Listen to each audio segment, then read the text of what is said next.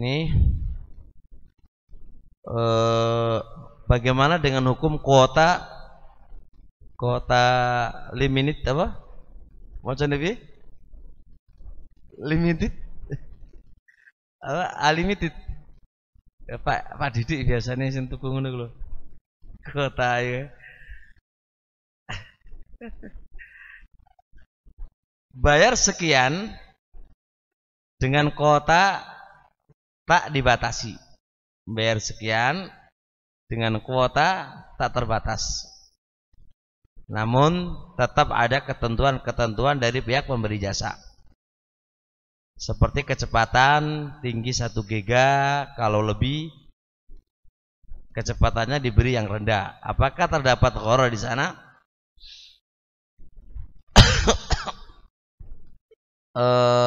Kalau kita amati transaksi ini sebenarnya, pertama,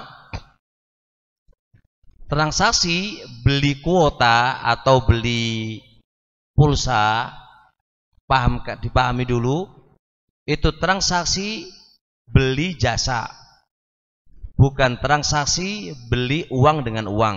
Itu dulu dipahami. Jadi kalau kita beli pulsa, bahasanya kan beli pulsa ya, 10.000, membayarnya berapa? 12.000. Ini bukan transaksi beli uang dengan uang. Kalau uang dengan uang dan ada penambahan, itu namanya riba fadl, dan itu nggak boleh. Paham ya? Tapi ini transaksi bukan transaksi tukar uang dengan uang, tidak. Tapi transaksi ini transaksi jasa. Kenapa? Karena pulsa itu nggak ada satuannya. Beda dengan beda dengan kayak bensin, ada satuan 1 liter, 2 liter, beras 1 liter, 2 liter. Kalau pulsa, satu pulsa nggak ada, karena nggak ada memudahkan bagi penjual jasa, dibahasakan dengan beli pulsa 10.000, bayarnya 12.000. Itu bukan transaksi uang dengan uang, tapi beli jasa. Beli jasa pulsa, beli jasa pulsa. Jadi ini jasa. Jadi Anda beli jasa kepada pemilik pulsa itu. Nah, ini dia yang mengoperasikan duit kita 10.000 itu untuk nelpon, untuk ini, untuk ini. Jadi kita beli jasanya.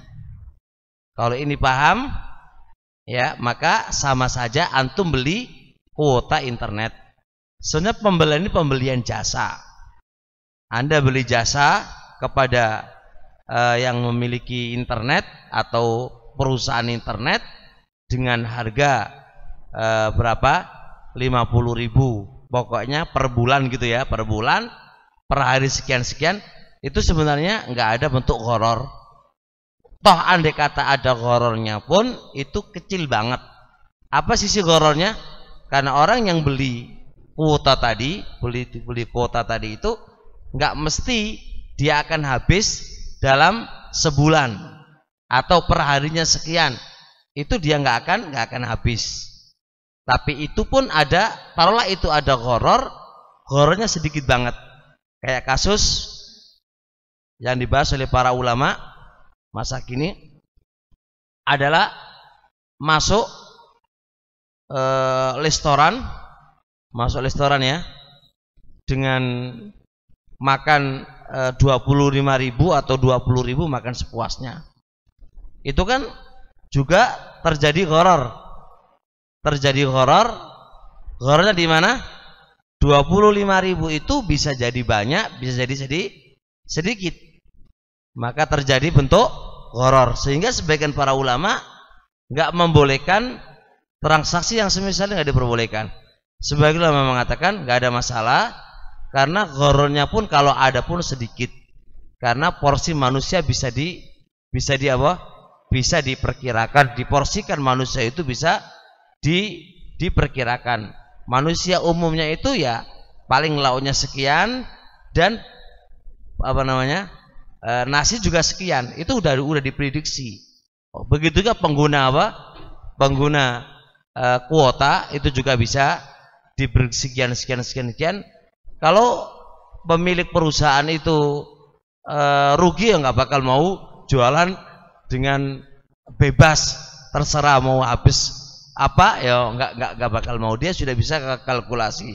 Makanya pendapat yang paling kuat, taruhlah itu ada gharar pada pembelian kuota, itu ghararnya dikit banget dibandingkan dengan jelasnya, karena akad di awal itu sudah jelas. Akad di awal adalah 50.000 ya, jasa habis terserah, setelah sebulan habis, itu akadnya udah jelas. Adapun penggunaannya mau habis atau enggak habis ya terserah si pemakai, setelah si pemakai. Misal contoh juga kasus kayak kita mau masuk ke tempat tanazuat, tempat pariwisata, antum masuk dikasih akad di depan, masuk 120.000 kayak di WBL, maka antum sepuasnya bisa masuk ini. Itu kan sudah jelas akadnya di awal. Kenyataannya apakah antum bisa maksimal semuanya? Kan nggak maksimal. Ya nanti bisa dicapek, males. Nggak bisa, tapi akad di awal adalah jelas. 120.000 Anda bisa semuanya. Nah, adapun Anda mewujudkan semuanya, yaitu terserah kamu kan, terserah. Sama aja dengan kuota, akadnya jelas di depan, per 1 bulan adalah 60.000 gitu ya.